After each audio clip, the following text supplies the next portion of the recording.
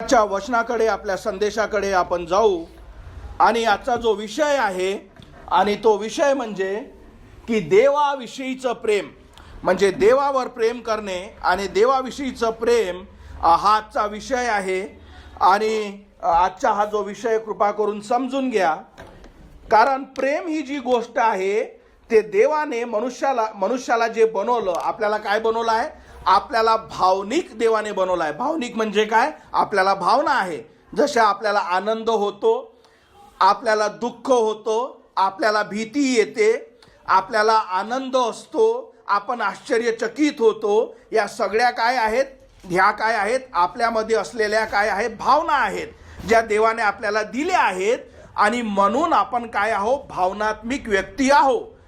पण या भावनांमध्ये सगळ्यात महत्त्वाचा जो आहे आणि सगळ्यात मुख्य जो आहे ते म्हणजे भावना, ज्याचं नाव आहे प्रेम.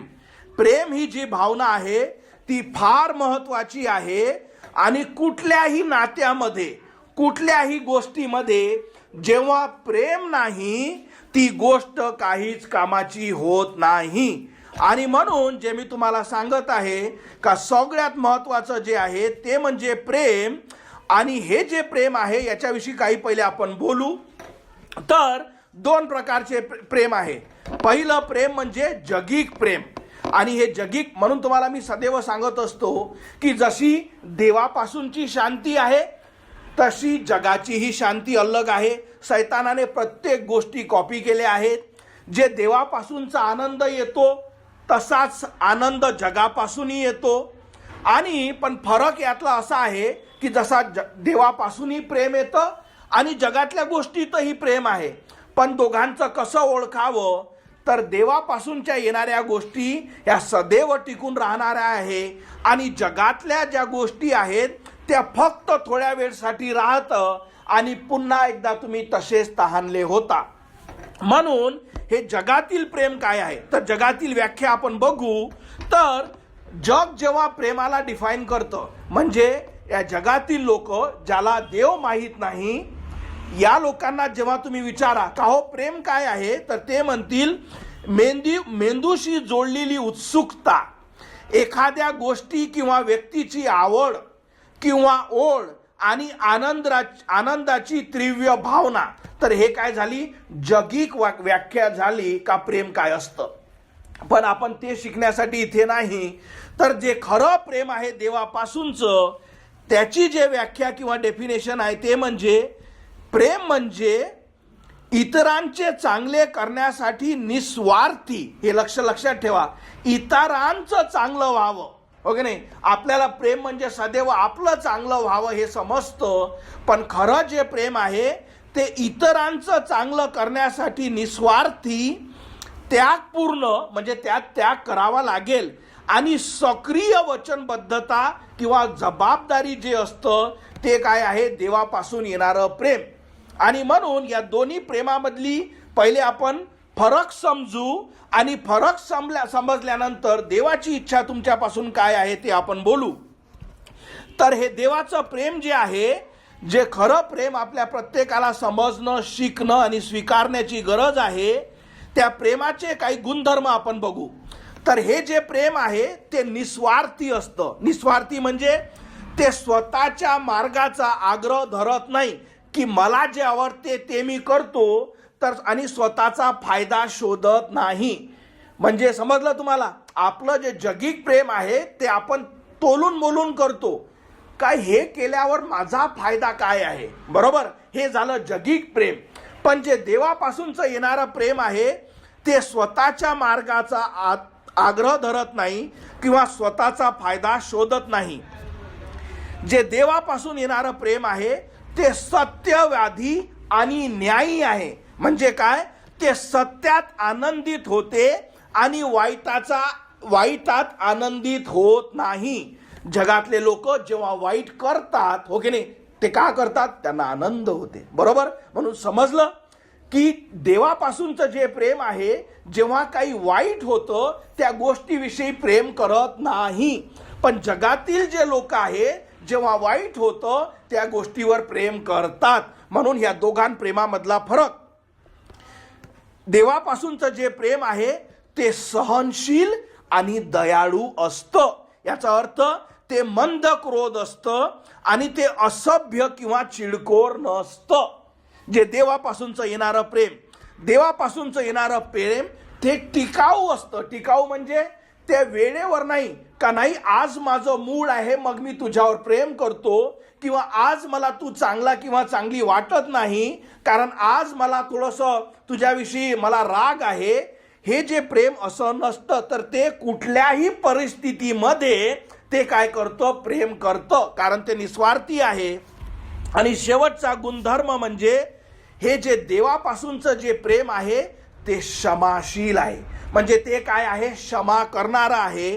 ते चुकांची नोंद ठेवत नाही आणि कठीण असतानाही क्षमा करते. समजले? म्हणून देवापासून येणारं जे प्रेम आहे, ते जे प्रेम आहे ते निस्वार्थी आहे, ते सत्यवादी आहे, ते न्यायी आहे, ते सहनशील आहे, ते दयाळू आहे, ते टिकाऊ आहे आणि ते क्षमाशील आहे. म्हणजे ते प्रेम अनेकांची क्षमा करतं.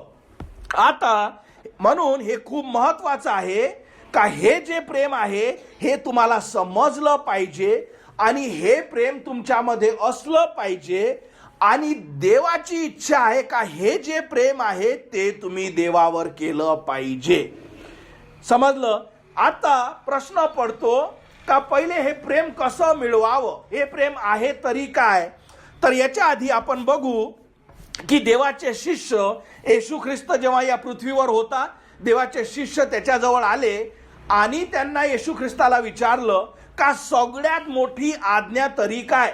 जसं तुम्हाला 10 आज्ञा माहित आहे, कोरी मूर्ती करू नको, दुसरे देव तुम्हाला नसावे, चोरी करू नको, व्यभिचार करू नको, लबाडी करू नको, खून करू नको, दुसऱ्याविषयी खोटी साक्ष देऊ नको, दुसऱ्यांच्या गोष्टीवर लोभ धरू नको. या जरी सगळ्या फार आज्ञा असल्या तरी त्यांनी विचारलं की सगळ्यात मोठी आज्ञा काय. तर येशू ख्रिस्ताने त्यांना उत्तर दिले, मत्तय 22:36. त्याने विचारले, गुरुजी नियमशास्त्रातील कोणती आज्ञा सर्वात महत्वाची आहे. आणि येशूने उत्तर दिले, हे तुमच्यासाठी, प्रभू आपला देव याचवर तू आपल्या पूर्ण अंतःकरणाने, आपल्या पूर्ण जीवाने, आपल्या पूर्ण मनाने प्रीती कर, ही पहिली आणि मोठी आज्ञा आहे. म्हणून आजचा जो विषय काय आहे, देवावर प्रेम करणे. का? कारण ही देवाची इच्छा आहे. कोणा देवाची? ज्याने तुम्हाला बनवलेलं आहे का तुम्ही त्याच्यावर प्रेम करावे. आणि तो 39वं वचन म्हणतं, हिच्यासारखी दुसरी एक आहे, जशी आपणावर तशी आपल्या शेजाऱ्यावर प्रीती कर. सर्व नियमशास्त्र आणि संदेष्ट्याचे लिखाण या 2 आज्ञावर अवलंबून आहे. तर पहिली कुठली? का पहिले देवावर प्रीती. दुसरी बघा किती कठीण आहे, जशी स्वतःवर तशी शेजाऱ्यावर. आणि ही गोष्ट तोपर्यंत होत नाही जोपर्यंत तुम्ही देवावर प्रेम करू शकत ना. आणि म्हणून ही जी गोष्ट आहे हे सगळ्यात महत्वाची आहे का देवाची इच्छा आहे का तुम्ही देवावर प्रेम करावे. आता आपल्याला प्रश्न, का बा मी देवावर प्रेम करावं? का?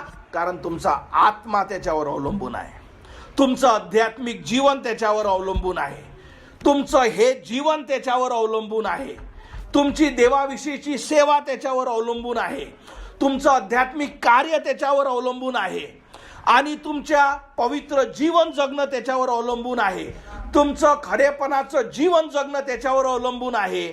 या सगळ्या गोष्टी फक्त एकाच गोष्टीवर अवलंबून आहे का तुम्ही देवावर प्रेम करावे. कारण याचा अर्थ काय होतो?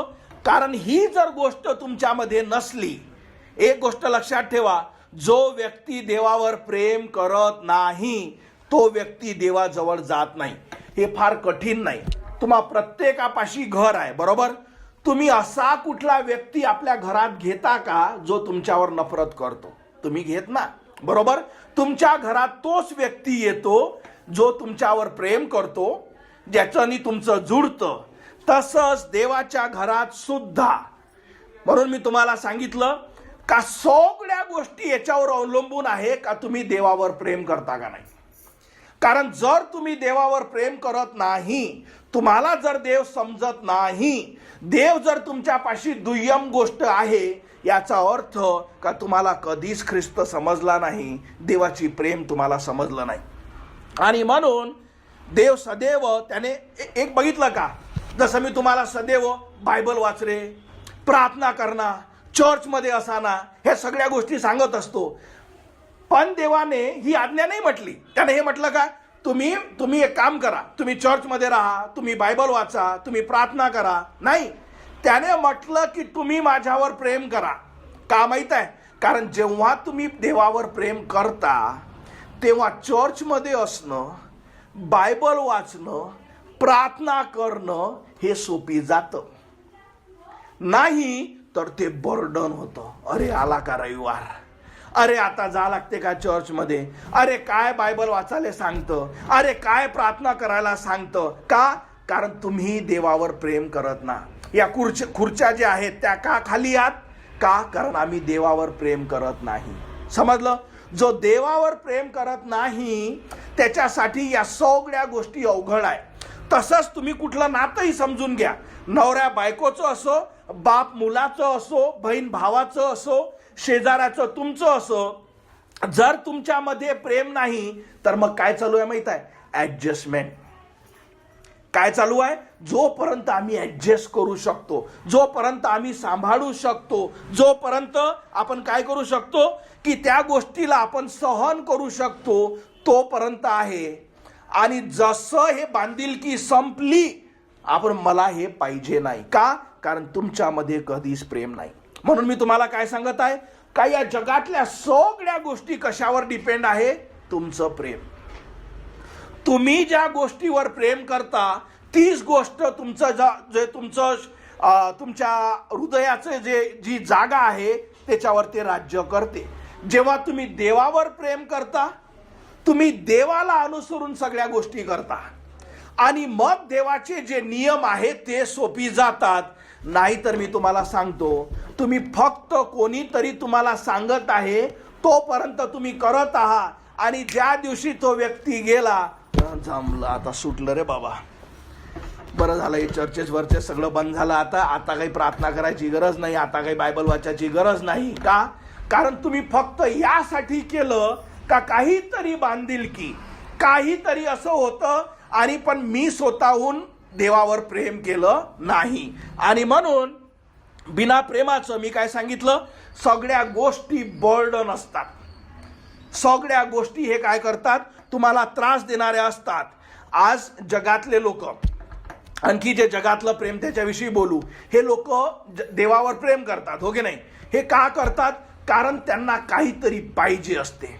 मला आरोग्य पाहिजे, मला धन पाहिजे, मला संपत्ती पाहिजे, मला सिक्युरिटी पाहिजे, फक्त याच गोष्टीसाठी. आणि ते प्रेम काय आहे, जगिक प्रेम. ते काय आहे, लेनदेन. आणि हे प्रेम देवाला पाहिजे नाही. आणि म्हणून जे देवापासूनचं जे प्रेम आहे ते आपण आज समजणार आहोत. आणखी एक गोष्ट, आज्ञा म्हणजे माहित आहे काय असतं, आज्ञा म्हणजे ते करणं. हा सल्ला नाही का, जमते काय तर करजो, नाही जमत तर काही हरकत नाही. आज्ञा म्हणजे तुमचा जो क्रिएटर, म्हणजे तुमचा जो निर्माणकर्ता आहे, त्याची तुमच्यावर आज्ञा आहे. आज जरी तुम्हाला त्या गोष्टीचं गांभीर्य समजत नाही, पण जसे तुम्ही शेवटचा श्वास सोडता, तुम्हाला सगळं त्याचं गांभीर्य किती होतं हे तुम्हाला समजतं. म्हणून हा देवाचा सल्ला नाही.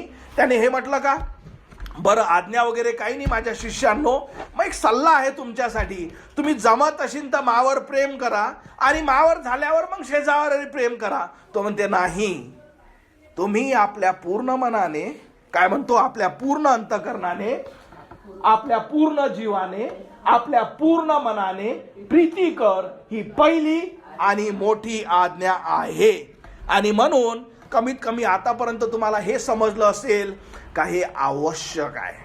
म्हणून मी तुम्हाला काय सांगितलं का, तुमच्या सगळ्या गोष्टी याच्यावर लटकलेल्या आहेत का तुम्ही देवावर प्रेम करता का नाही.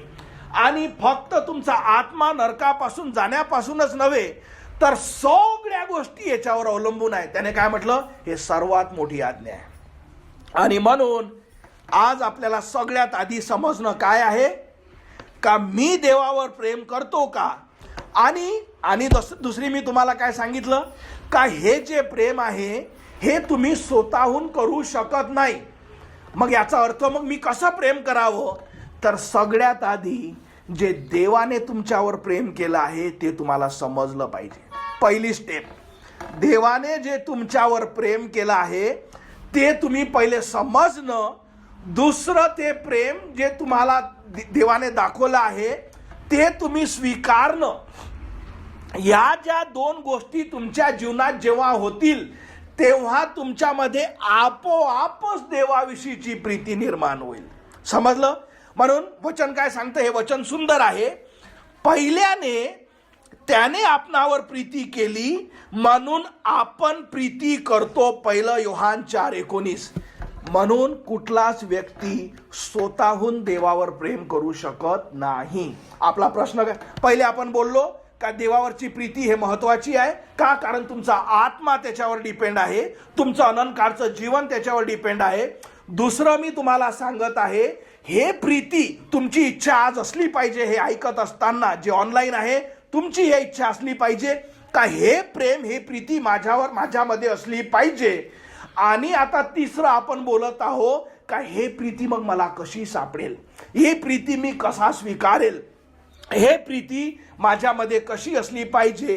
तर त्याचं पहिलं उत्तर म्हणजे देवाने जे तुमच्यावर प्रेम केलं आहे ते पहिले समजणं, त्याच्यावर विश्वास ठेवणं. आणि दुसरी स्टेप म्हणजे ते प्रेम काय करणं, स्वीकारणं की हे मला पाहिजे. आणि जेव्हा तुम्ही या दोन स्टेप कराल आता तुमचं जीवन सोपं आणि सहज जाईल, नाहीतर फक्त बर्डन राहील.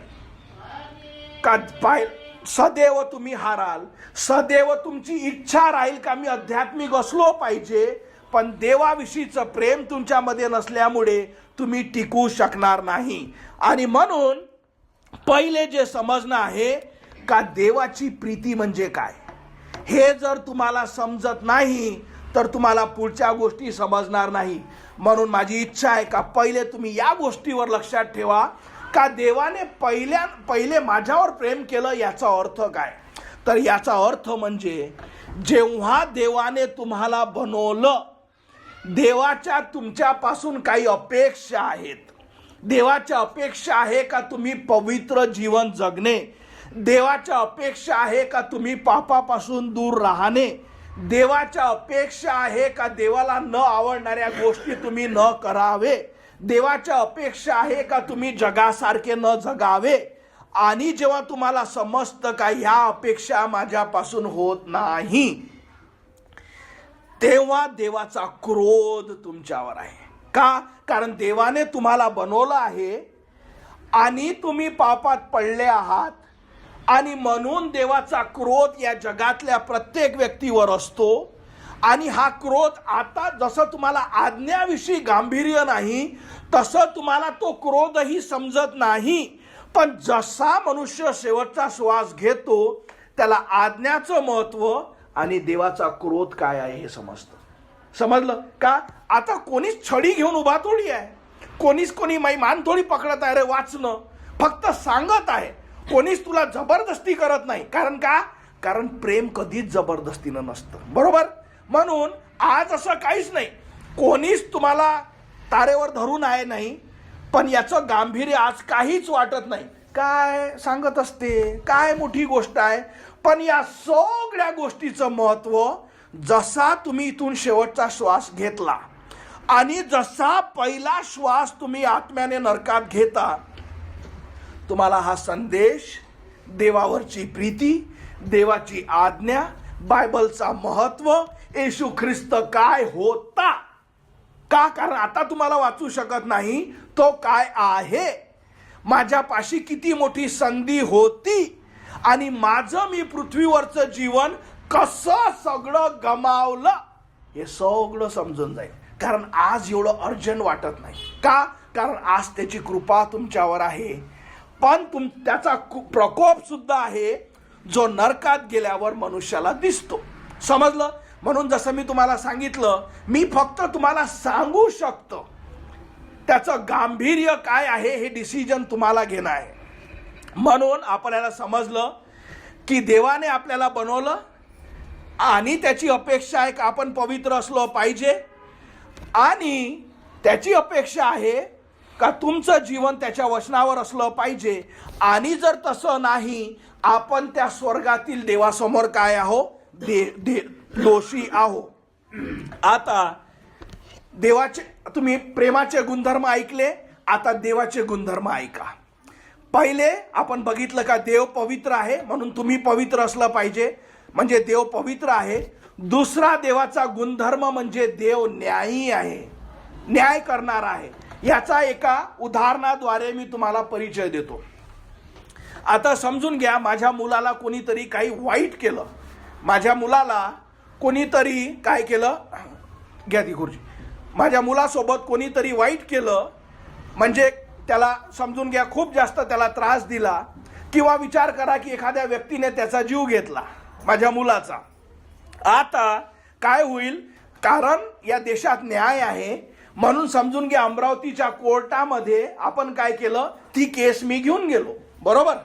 ती केस मी घेऊन गेलो आणि कोणीतरी माझ्या मुलाविषयी वाईट केलं, आणि जर जेव्हा तो जज म्हणतो, काय म्हणतो का नाही, तुझ्या मुलाविषयी जरी वाईट केलं पण मला त्याच्यावर प्रीती करायची आहे आणि म्हणून मी त्याची क्षमा करतो, याच्यामुळे मी आनंदित राहील का मला वाईट वाटेल? माझा न्याय झाला का? नाही.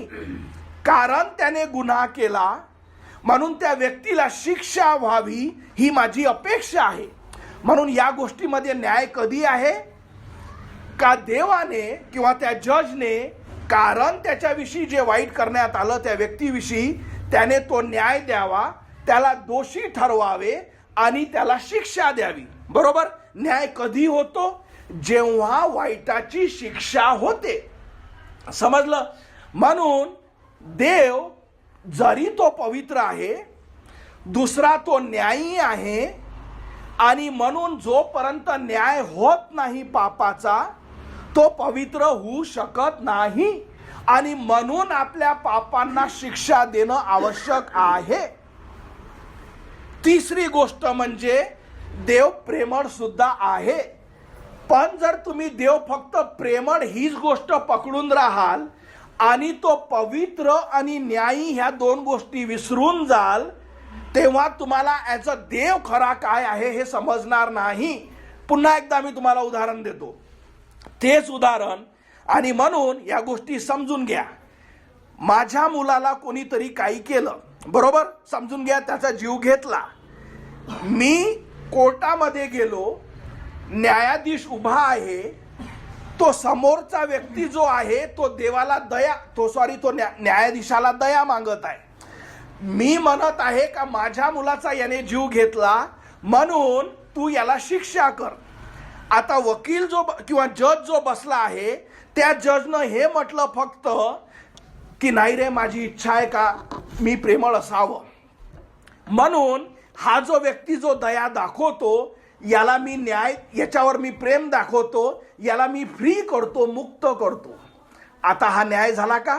कारण तुम्ही फक्त प्रेम बघितलं, तो एका व्यक्तीकडे त्याला प्रेम भेटलं, पण माझ्यावर अन्याय झाला, कारण माझ्या मुलाला ज्या व्यक्तीने मारलं त्या व्यक्तीला शिक्षा झाली नाही. समजलं? म्हणून योग्य गोष्ट काय आहे का जसा एखादा पाप घडलं त्या गोष्टीचा न्याय होणे, तेव्हा कुठं ती गोष्ट खरी ठरते.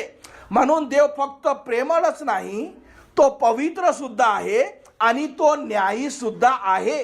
याचा अर्थ म्हणजे का जरी देव तुमच्यावर प्रेम करतो तरी तुमच्या पापाची शिक्षा होणं आवश्यक आहे. कारण जर तुमचे पाप त्याने त्याची शिक्षा तुम्हाला दिली नाही तर तो न्यायी होत नाही. म्हणून हे खूप महत्वाचं आहे का देव पवित्र आहे, तो न्यायी आहे आणि तो प्रेमळ आहे. म्हणजे ह्या तिन्ही गोष्ट एकाच वेळी झाल्या पाहिजे. आपण काय शिकत आहोत? देवाचं प्रेम कसं असतं. मग देवाने काय केलं? कारण तुम्ही पापी आहात, कारण तुम्ही दोषी आहात, कारण तुम्हाला नरकात टाकल्या जाईल आणि कारण मी न्यायी आहे आणि तुम्हाला शिक्षा देईल, पण मी तुझ्यावर सारख्याच वेळी प्रेम सुद्धा करतो. माझी इच्छा आहे का तू नरकात गेला नाही पाहिजे, पण न्याय हा झालाच पाहिजे. पण मग मी यासाठी माझा पुत्र येशू ख्रिस्त पाठवतो, कारण शिक्षा झालीच पाहिजे, कारण कोणी ना कोणी मेलाच पाहिजे, कारण पापाची शिक्षा अनंत काळचं मरण आहे. माझी इच्छा आहे का तू नरकात गेला नाही पाहिजे, पण मला तुला शिक्षा देणं आवश्यक आहे, पण मी तुझ्यावर प्रेम सुद्धा करतो, म्हणून ती शिक्षा तुला ना देता मी माझ्या मुलाला येशू ख्रिस्ताला देतो.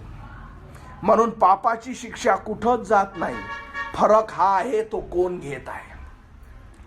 आपण शिकत आहोत देवाचं प्रेम, कारण जोपर्यंत देवाचं प्रेम तुम्हाला समजणार नाही आणि जोपर्यंत ते प्रेम तुम्ही स्वीकारणार नाही, तोपर्यंत तुम्ही देवावर प्रेम करू शकत नाही. आता देवाचा पुत्र, त्याचं प्रेम पहिले समजून घ्या. देवाचा पुत्र जो पवित्र, जो सर्व समर्थ, तो तुमच्या आणि माझ्यासारखा एक लहानसा मनुष्य, जो पापी मनुष्य आपण आहो, या मानवामध्ये तो आला. तुमच्यासाठी तो नम्र झाला, या पृथ्वीवर तो आला. त्याने जो निर्मिती आहे, ज्या निर्माणकर्त्याने स्वतःला निर्मितीच्या हाती दिलं का तू मला मारू शकतो, त्या निर्मितीने म्हणजे मनुष्याने देवाला स्वतःच्या हाती घेतलं, त्याला मारण्यात आलं, त्याचा छळ करण्यात आला, त्याला क्रूसावर टांगण्यात आलं, त्याच्यासोबत खेळण्यात आलं. खेळण्यात माहिती कसं आलं? त्याच्या डोळ्यावर पट्टी बांधण्यात आली, त्याला थापड मारण्यात आली आणि हे विचारण्यात आलं का तू देव आहे तर मग सांग तुला कोण मारलं. कोणाविषयी बोलत आहो? देवाच्या पुत्राविषयी, ज्याला सगळ्या गोष्टी शक्य आहे. तुम्हाला काय समजणं आहे? देवाची प्रीती. जो एक शब्द काढल्याने सगळी पृथ्वी खतम करू शकतो, तो मनुष्याला स्वतःला त्याच्या हवाली देतो. मनुष्य त्याला पकडतो, त्याला मारतो, त्याच्या हातात खिळे टाकतो, त्याच्या पायात खिळे मारतो, त्याला क्रूसावर टांगतो, काट्याचा मुकुट त्याच्या डोक्यावर टाकतो. जेव्हा तो तहानला होता तेव्हा त्याला वाईट द्रव्य पाजल्या जातो. कोणाला? ज्या देवाला, ज्याला कुठलीच गोष्ट अशक्य नाही. हे सगळ्या गोष्टी तो कोणासाठी करतो? अशा मनुष्यासाठी जो त्याला मानत सुद्धा नाही, जो त्याला स्वीकारत सुद्धा नाही. विचार करा, जे लोक त्याच्या संग ते करत आहेस, त्याच पापाची शिक्षा देवाचा पुत्र स्वतःवर घेत आहे. आणि ते लोक करत असताना देवाचा पुत्र म्हणतो की देवा यांची क्षमा कर, कारण यांना कळत नाही हे काय करत आहे. हे देवाचं प्रेम आहे. कारण जोपर्यंत तुम्हाला देवाचं प्रेम समजणार नाही, आज जेव्हा वारंवार तुम्हाला सांगितल्या जातं का देवाचा स्वीकार कर, तुझ्या पापाची क्षमा होईल, तुम्ही रोज त्याला रेजिस्ट करता, आपल्या मनाने तुम्ही जगता आणि तरीही तो तुमच्यावर रोज दया दाखवतो. हे देवाचं प्रेम आहे. हे सगळं त्या देवाच्या पुत्राने केलं. देवाचं वचन सांगतं, हे सुंदर वचन, हे सुंदर वचन म्हणतं यशाया 53:7. हे वचन वाचण्याच्या आधी, जेव्हा एखादा मेंढरीचा कोकरा, एखादा खाटीक त्याला पकडतो, त्याला माहीत नाही राहत तो काय चालू आहे, आणि तो जो कोकरा आहे जो छोटं मेंढरं आहे तो एक शब्दही काढत नाही आणि हा त्याची मान चिरतो. हे सगळं देवाच्या पुत्राने तुमच्यासाठी केलं. हे समजणं महत्वाचं आहे. काही कोण करत आहे? जो सर्व शक्तिमान आहे तो देव तुमच्यासाठी हे करत आहे, यासाठी का तुमच्या पापाची शिक्षा त्याने स्वतःवर घ्यावी आणि तुम्हाला क्षमा द्यावी. हे ऐकूनही जर तुमचं मन पिघळत नाही, तुमचे मन फार कठोर आहेत. वचन सांगतं यशाया 53:7, त्याच्यावर अत्याचार झाले तरी तेव्हा ज्याने आपल्या स्वतःला नम्र केले तेव्हा त्याने आपले तोंडही उघडले नाही. त्याने आपलं तोंडही उघडलं नाही. कोण? निर्मात्यानं. जेव्हा निर्मिती त्याला मारत आहे, मनुष्य जो त्याने घडवला तो त्याच्यावर थुंकत आहे, तो त्याच्या तोंडावर चापट मारत आहे, ते त्याची दाढी नोचत आहे, ते त्याच्या संग खेळ करत आहेत, ते त्याला मारत आहेत, त्याच्या पोटात भाला टाकत आहे. कोणाच्या? ज्याने त्याला बनवलं. पण वचन सांगतं त्याने एक शब्दही गाळला नाही. कारण जोपर्यंत देवाची प्रीती तुम्हाला समजणार नाही तोपर्यंत तुम्ही देवावर प्रेम करू शकणार नाही. वचन सांगतं का त्याने आपले तोंडही उघडले नाही. जसे कोकरू कापण्यापुढे आणि मेंढी लोकर कातणाऱ्या समोर शांत राहते तसे त्याने आपले तोंड उघडले नाही. याला म्हणतात देवाची प्रीती. कारण जोपर्यंत तुम्हाला स्वर्गातील देव समजत नाही ना, त्याचं बलिदान तुम्हाला समजत नाही. कारण देवाचं वचन काय आहे? पहिल्याने त्याने आपणावर प्रीती केली. हे प्रीती जोपर्यंत तुम्हाला समजत नाही काय आहे, याचा अर्थ काय आहे, माझ्यासाठी देवाने काय केलं, हे खूप सारे लोक प्रश्न विचारतात. हे तुमची समजण्याची इच्छा आहे का पहिले? हे तुम्हाला ऐकण्याची इच्छा आहे का पहिले? आणि जेव्हा तुम्ही हे समजता की हे देवाने माझ्यासाठी केलं, त्याला त्या क्रूसावर मारण्यात आलं. मी हे जे वचन वाचत असताना एक देवाने मला सहाय्य केलं आणि ही गोष्ट मी तुमच्यासाठी शेअर करतो. त्याला एका कबरेमध्ये मारल्यानंतर दफन करण्यात आलं. एक गोष्ट सदैव लक्षात ठेवा, कबर आणि देव या दोन्ही गोष्टीचा काहीच अर्थ नाही. कारण कबर सदैव मेलेल्या मनुष्याची असते.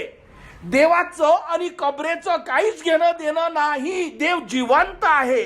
मागच्या रविवारी तुम्हाला शिकवलं की देव जिवंताचा देव आहे. पण तरी तो तुमच्यासाठी कबरेत आला. कशासाठी? का तुम्हाला तारण मिळावं. त्या कबरेतच तो राहिला नाही. तिसऱ्या दिवशी त्याने मरणावर विजय मिळवला. तो स्वर्गात गेला आणि या खोलीतल्या, या रूम मधल्या, या फोनवर ऐकणाऱ्या या प्रत्येक व्यक्तीच्या पापाची शिक्षा जी आहे ते देवाजवळ भरली. कारण देव न्यायी आहे. शिक्षा होणं आवश्यक आहे. तो म्हणाला, सुशांत, योआन, रेयॉन, मंगलाताई, पाटीलबाई, गजबियो मामी, ममता इंगळे, ललिता, सुवार्ता, मर्सी, तुकाराम, अर्पण, जेही लोक तुम्ही सगळे आहात, जेही ऑनलाईन आहात, तो तिथे गेला. म्हणाला, हे जे लोक जे या पृथ्वीवर राहतील आणि यांचे जे पाप आहे त्या सगळ्या पापाची शिक्षा देवा मी तुझ्या समोर भरतो. यांची क्षमा कर. आणि देवाने आपल्या पुत्राचं बलिदान तुमच्यासाठी केलं. त्याने ते स्वीकारलं. पित्याने पुत्राला आपल्या उजव्या हातेवर बसवलं. त्याला सगळे अधिकार दिले कारण त्याने तुमच्यासाठी हे केलं. आणि देवाचं वचन सांगतं की आता जोही विश्वासाने हाक मारेल का देवा तुझी प्रीती मला कळली, माझी क्षमा कर, माझा आत्मा वाचव, मी तुला माझा देव, माझा तारणारा स्वीकारते. कारण तुम्ही आतापर्यंत फक्त देवाची प्रीती ऐकली. पण दुसरा मुद्दा काय आहे? ते प्रीती स्वीकारणे का ही प्रीती माझ्याजवळ पाहिजे. इतकं प्रेम माझ्यावर कोण कसं करू शकतं? मी तर या जीवनात फक्त एकावर प्रेम करते आणि ती म्हणजे मी, आहे की नाही? फक्त मी, बाकी कोणावरच प्रेम करत नाही. मला काय पाहिजे, मला काय आवडते, मला काय काय चांगलं आहे, फक्त एक व्यक्ती ज्याच्यावर मी प्रेम करते ती म्हणजे मी. आणि तुमचा हा मी तुम्हाला नरकात टाकून देईल. पण देवाचा पुत्र तुमच्यासाठी मारण्यात आला. विचार करा, वचन सांगतं आपण पापी असतानाच ख्रिस्त तुमच्यासाठी क्रुसावर मारण्यात आला. यासाठी का तुमच्याद्वारे, त्याच्याद्वारे तुम्हाला तारण मिळावे. आता तुम्हा प्रत्येकासाठी काय आहे? आमंत्रण. तुम्हाला काय म्हटलं? सगळ्यात मोठी आज्ञा का देवावर तुम्ही प्रीती केली पाहिजे. दुसरी गोष्ट, तुम्ही देवावर तोपर्यंत प्रीती करू शकत ना जोपर्यंत देवाचं प्रेम काय आहे तुम्हाला कळलं. तुम्हाला देवाचं प्रेम हे देवाच्या आत्म्याने आज समजून सांगितलं. आता तुमची डिसिजन आहे सगळ्यात मोठी. अरे बापा, लय चांगलं केलं देवाने, आणि तुम्ही या खोलीतून निघून जाता.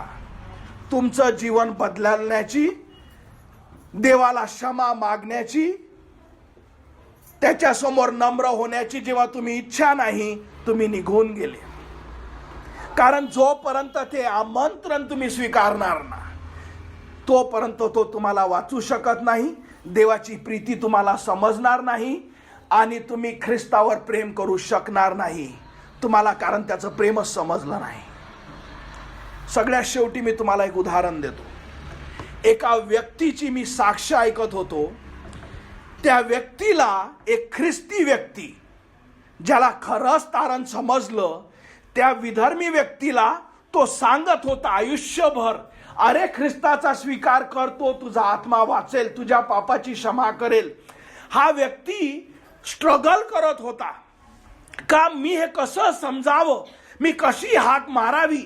पण तो व्यक्ती त्याला सदैव सुवार्ता, जे मी तुम्हाला आज क्लिअर सांगितली, माझ्यापेक्षा देवाने तुम्हाला पटवून दिली, आणि हे सगळं सांगित असताना तरीही तो स्वीकारू शकला नाही.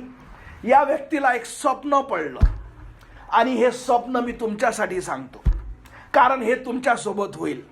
तुम्हाला स्वप्न नाही तर तुम्हाला सत्य समजेल. या व्यक्तीला काय स्वप्न पडलं, तर एक मोठा हॉल आहे, त्या हॉलमध्ये मोठी मेजवानी लागलेली आहे, आणि हा जो व्यक्ती ज्याने त्याला सुवार्ता सांगितली त्या मेजावर अनेकांसोबत बसलेला आहे, आणि त्या हॉलच्या बाहेर एक छोटंसं दार आहे, आणि हा व्यक्ती त्या दाराच्या बाहेर उभा आहे. आता तुमच्यातला प्रत्येक व्यक्ती तो व्यक्ती आहे ज्याने हे सुवार्ता सगळं ऐकलं, आणि तो त्या हॉलच्या फक्त बाहेर उभा आहे. तुम्हाला बाहेरून स्वर्गाविषयीच्या गोष्टी समजत आहे. हे मेजवानी म्हणजे का देवासोबत स्वर्गात राहणे, आणि तुम्हाला हे सुवार्ता जे मी सांगितली, तो व्यक्ती जो तुम्हाला दिसत आहे तो त्या मेजवानीवर बाकी सोबत बसलेला आहे, तो म्हणजे तुमच्यासाठी मी आहे. तुम्ही बाहेर उभे आहात, मी त्या हॉलच्या आतमध्ये मेजवानीमध्ये बसला आहो, आणि तुम्ही मला विचारता मी बाहेर आहे, मी आत का नाही. मी तुम्हाला उत्तर देईल का मी तुम्हाला खूपदा आमंत्रण दिलं, त्या एकदाही स्वीकारलं नाही. मी तुला खूपदा सांगितलं का येशूला क्षमा माग, तो तुझ्या पापाची क्षमा करू शकतो. मी तुला खूपदा आमंत्रण दिलं, मी तिला खूपदा सांगितलं, तू एकदाही स्वीकारलं नाही. म्हणून तू मेजवानीच्या बाहेर आस, म्हणून तू स्वर्गाच्या बाहेर आस, म्हणून तू नरकाच्या दारावर आस. कारण मी तुला सदैव आमंत्रण दिलं, मी तुला सदैव सांगितलं, ये ख्रिस्त मार्ग आहे, तो दार आहे, त्याला हाक मार, मन येशू माझी क्षमा कर, माझा आत्मा वाचव. मी तुला माझा देव, माझा तारणारा स्वीकारतो. आज प्रश्न तुमच्यासाठी आहे, कारण तुमच्यातला ज्यालाही माहित आहे आणि ज्यालाही खात्री नाही की मी मरून कुठं जाणार आहे, तुम्ही तो व्यक्ती आहात जो बाहेर उभा आहे. तुम्ही त्या दारातून आतला व्यक्ती नीती निंगडे बघत आहात का हा देवासोबत मेजवानी करत आहे, हा देवासोबत आहे, पण मी देवासोबत नाही, मी फक्त बाहेरून बघत आहे. एक दिवस असा येईल का ते दार बंद होऊन जाईल. कारण दार जोपर्यंत उघडा आहे तोपर्यंतच तुम्हाला संधी आहे. मी आतून तुम्हाला सदैव हाक मारत आहे, अरे या ना, अरे या ना, अरे स्वीकारा ना, अरे तिकडे नरक आहे, हे जीवनाचं दार आहे. ख्रिस्त तुम्हाला वाचू शकतो, तुमच्या पापाची क्षमा करू शकतो. का तुम्ही या जगात जाता? ते तुम्हाला फसवेल. तुम्ही त्याला हाक मारा, येशू माझी क्षमा कर, आमंत्रण स्वीकारा. हा निर्णय तुमचा आहे. कारण मी जसं तुम्हाला सांगितलं, अनंताच्या जागेवर ही गोष्ट तुमच्या संग घडेल. का नितीन इंगळे हा पास्टर देवाने आमच्यासाठी पाठवला का आम्हाला सत्य समजावं, सत्य दिखावं. पण मला जगातल्या गोष्टी फार आवडल्या ज्या आज कुठंच नाही. ज्या जगातल्या गोष्टी ज्या मला फार आवडतात त्या कुठंच नाही. आज फक्त नरकाचं दार आहे. ज्या गोष्टीसाठी मी सदैव देवाला नाकारलं, ती व्यक्ती नाही, त्या गोष्टी नाही, त्या फोन नाही, त्या सगळ्या आवडी निवडी सगळं काहीच नाही. आज फक्त नरक आहे.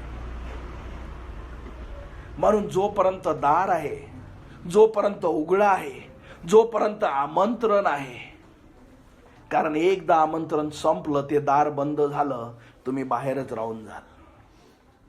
पण जेव्हा तुम्हाला कळतं का येशू ख्रिस्ताने माझ्यासाठी हे केलं, आणि जेव्हा तुम्हाला कळतं देवाची प्रीती माझ्यासाठी काय आहे, आणि जसे तुम्ही त्याला हाक मारता, येशू माझा आत्मा वाचव, माझ्या पापाची क्षमा कर, मी विश्वास ठेवतो का मी पापी आहे आणि माझ्या पापाची शिक्षा अनंतकाळचा मृत्यू आहे, कारण तू न्यायी आहे आणि तू प्रेमळ आहे आणि तू पवित्र आहे आणि माझी शिक्षा होणार आहे, पण ती तू शिक्षा आपल्या पुत्राला येशू ख्रिस्ताला दिली. मी कधीच त्याला हाक मारली नाही, मी कधीच देवाच्या पुत्रावर विश्वास ठेवला नाही. म्हणूनच देवाने तुम्हाला हा संदेश दिला आहे का तुमच्या आत्म्याचा नाश होऊ नये. आणि जसे तुम्ही या समय जिथेही बसले आहात, जिथेही तुम्ही ऐकत आहात, आणि जसे तुम्ही त्याला हाक माराल की येशू माझा आत्मा वाचव, मला नरकात जाऊ देऊ नको माझ्या राजा, माझी क्षमा कर, मी पापी आहे, माझं जीवन बदल, मी तुझ्या पुत्रावर येशू ख्रिस्तावर विश्वास ठेवते की त्याने माझ्यासाठी पापाची शिक्षा क्रूसावर घेतली, तो मरण पावला आणि तो तिसऱ्या दिवशी मरणावर विजय मिळून स्वर्गात बसला आहे, येशू माझी क्षमा कर. जसे तुम्ही विश्वासाने हाक मारता, तुम्ही काय केलं? तरी आमंत्रण स्वीकारलं. त्या मेजवानीत तुम्ही माझ्या सोबत आहात. पण जर तुम्ही हा निर्णय घेतला नाही, तुम्ही काय केलं? देवाची प्रीती तुम्हाला समजली पण तुम्ही ते कधी स्वीकारली नाही. कारण जोपर्यंत आमंत्रण देवाचं तुम्ही स्वीकारणार ना की येशू माझी क्षमा कर आणि त्याला हाक मारणार ना, तुम्ही माझ्या सोबत स्वर्गाच्या राज्यात नाही. एक दिवस 20 सप्टेंबर 2020 जसं मी तुम्हाला सांगितलं आहे, एका व्यक्तीने मला सांगितलं की नितीन तू मरशील, नरकात जाशील. मला जसं आमंत्रण दिलं मी पकडलं, मला पाहिजे म्हटलं, मी त्याच्यासोबत आत गेलो. तेच आमंत्रण आज तुमच्या समोर आहे. आणि जशी तुम्हाला देवाची प्रीती तुम्ही स्वीकारता, तेव्हा तुम्हाला कळेल का ख्रिस्ताने तुमच्यासाठी काय केलं.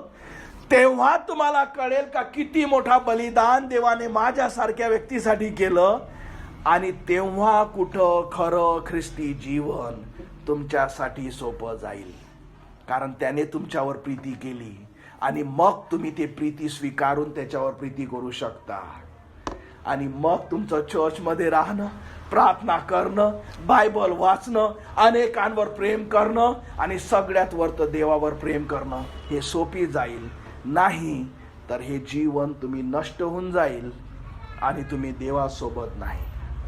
आज हे आमंत्रण तुमच्यासाठी आहे. आपण आपले डोळे बंद करू, माना खाली घेऊ. जर तुम्हाला समजत नसेल की मी काय करावं की हे आमंत्रण स्वीकारण्यासाठी, तर तुम्ही जिथेही बसले आहात आणि जर तुम्हाला समजलं असेल की हो तुम्ही एक तो व्यक्ती पापी आहात, कारण देवाचं वचन सांगतं की सर्वांनी पाप केले आणि देवाच्या गौरवाला उणे पडले आहात. आणि जेव्हा तुम्हाला समजतं का मी मरेल आणि नरकात जाईल आणि नरक ही वाईट गोष्ट आहे, आणि जसे तुम्ही या नरकाविषयी तुम्हाला भीती वाटत असेल, कारण ही फार भयानक गोष्ट आहे, पण तुमच्यासाठी चांगली बातमी आहे. का देवाने आपला पुत्र येशू ख्रिस्त तुमच्यासाठी दिला. तुमच्यासाठी तो मारण्यात आला, गाळण्यात आला. तुमच्या पापाची शिक्षा जे तुम्हाला भेटायला पाहिजे ते त्याने घेतली. क्रूसावर त्याला मारण्यात आलं, त्याला गाळण्यात आलं. तो जिवंत प्रभू त्या कबरेत टाकण्यात आला, पण तो तिथे राहिला नाही. तिसऱ्या दिवशी मरणातून उठला आणि स्वर्गात बसला आहे. आणि तुम्ही जिथे आहात आणि जसे तुम्ही तिथे बसून त्याला हाक मारता, म्हणता येशू माझी क्षमा कर, माझा आत्मा वाचव, मला नरकात जायचं नाही, माझ्या पापाची क्षमा कर प्रभू. मी आज हे आमंत्रण स्वीकारते, माझ्या राजा स्वर्गाच्या राज्यात मला पाहिजे. हो प्रभू, माझ्यावर दया दाखव. जसे तुम्ही त्याला हाक मारता की येशू माझी क्षमा कर, मी तुला माझा देव, माझा तारणारा स्वीकारते. आणि जसे तुम्ही देवाचं जे क्रूसावरचं आमंत्रण आहे, तो काय म्हणतो, जोही विश्वासाने हाक मारेल तो वाचवल्या जाईल. आणि जसे तुम्ही हे स्वीकारता, देव तुमच्या पापाची क्षमा करतो, तुम्हाला नवीन जीवन देतो, नरकापासून तुम्हाला वाचव. तुम्हाला कळतं का मी वाचले, तुम्हाला समजतं माझ्या पापाची क्षमा झाली, तुम्हाला कळतं की अनंताचं जीवन मला मिळालं, तुम्हाला समजतं की देवाची प्रीती काय आहे. आणि तुम्ही सहज त्या देवावर प्रीती करू शकता. कारण ती सगळ्यात मोठी आज्ञा आहे की तू आपल्या अंतःकरणाने, आपल्या मनाने देवावर प्रीती कर.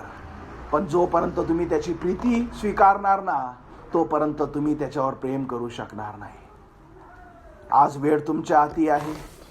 तुम्हाला माहित नाही की उद्याचा दिवस तुम्हाला मिळेल का नाही. तुम्ही अजून हे जर तुम्हाला समजलं नसेल, जसं मी तुम्हाला ते स्वप्न त्या व्यक्तीचं सांगितलं की तो व्यक्ती आतून बसून हाक मारत होता, हे आमंत्रण तुमच्यासाठी आहे. आज देवाने तुमच्यासाठी मस्तारख्या पाप्याला पाठवलं, त्याने मला वाचवलं आणि मी आतून तुम्हाला हाक मारत आहे, अरे या, बाहेर राहू नका, बाहेर नरक आहे. अरे तुम्ही मराल, जीवन संपेल आणि अनंताचं नरक आहे, तिथे राहू नका. तुम्ही आतून बघत आहात. गरज आहे का तुम्ही विश्वासाने ते आमंत्रण स्वीकारणे. कारण हे आमंत्रण माझं नव्हे, तर स्वर्गातील देवाचं आहे. तो म्हणतो जोही हाक मारेल तो वाचवल्या जाईल. तो म्हणतो की जोही विश्वासाने येईल की येशू माझी क्षमा कर, माझा आत्मा वाचव, तो वाचवल्या जाईल. तुम्ही हे आमंत्रण स्वीकारता की तुम्ही हे नकारता, हा पूर्ण सगळा प्रश्न, हे सगळा निर्णय तुमचा आहे. पण लक्षात ठेवा, जितक्यांनी ते आमंत्रण नकारलं ते स्वर्गाच्या राज्यात नाही, ते अनंताच्या नरकात टाकल्या जातील. कारण हा देवाचा शब्द आहे. निर्णय तुमच्या जवळ आहे. मी प्रार्थना करतो की देवाने तुम्हाला योग्य निर्णय घेण्यासाठी सहाय्य करावं. हालेलुया. धन्यवाद मानतो येशू, धन्यवाद मानतो प्रभू आजच्या संदेशासाठी, तुझ्या कृपेसाठी. प्रार्थना करतो इथे जुळलेल्या प्रत्येकासाठी. प्रार्थना करतो माझ्या राजा, जे महान प्रीती परमेश्वरा जी तुझी आहे ते त्यांना कळू दे माझ्या पवित्र देवा. ओय प्रभू, इथे बसलेल्या प्रत्येकाच्या आत्म्यासाठी प्रार्थना करतो. ओय प्रभू, ज्याला अजूनही हे सत्य समजलं नाही, ज्याने अजूनही तुझी प्रीती, तुझं बलिदान स्वीकारलं नाही, त्याच्या मनात तू कार्य कर माझ्या राजा. ओय प्रभू, सगळे कठोर हृदय परमेश्वरा तुझ्या प्रीतीने तू नम्र कर माझ्या पवित्र देवा, की त्याने तुला हाक मारावी. ओय परमेश्वरा, तुझं आमंत्रण नकारणे म्हणजे परमेश्वरा नरकाला स्वीकारणे आहे. होय प्रभू, त्या व्यक्तीला कळू दे माझ्या राजा की नरक फार भयानक आहे. होय प्रभू, त्याला समजू दे माझ्या पवित्र देवा की त्याने तुला हाक मारावी की येशू माझी क्षमा कर, माझा आत्मा वाचव. होय प्रभू, मला नरकात जायचं नाही, मी तुला माझा देव, माझा तारणारा स्वीकारते. माझी क्षमा कर माझ्या राजा, तुझी प्रीती मी स्वीकारते, तुझं बलिदान मी स्वीकारते आणि मी तुला माझा देव, माझा तारणारा स्वीकारते. माझ्या राजा, माझं जीवन बदल. होय प्रभू, धन्यवाद मानतो प्रभू, तू मस्तारख्या पाप्याचा आत्मा वाचवला. आणि प्रार्थना करतो या संदेश ऐकणारा प्रत्येकाच्या हृदयात तू कार्य कर. ज्याला अजून शाश्वती आपल्या आत्म्याविषयी नाही, त्याच्या मनात तू कार्य कर माझ्या प्रभू. धन्यवाद मानतो आजच्या दिवसासाठी, आजच्या वचनासाठी, आजच्या संदेशासाठी. आणि धन्यवाद मानतो जितक्यांनाही तू या चर्चमध्ये पाठवलं, प्रत्येकाच्या जीवनात तुझं कार्य तू होऊ दे. गौरवितो, धन्यवाद देतो आणि ही प्रार्थना प्रभू येशू माझा तारणारा याच्या जिवंत नावात मागतो म्हणून तो ऐक. आमेन. Praise the lord. आपण उभे राहू.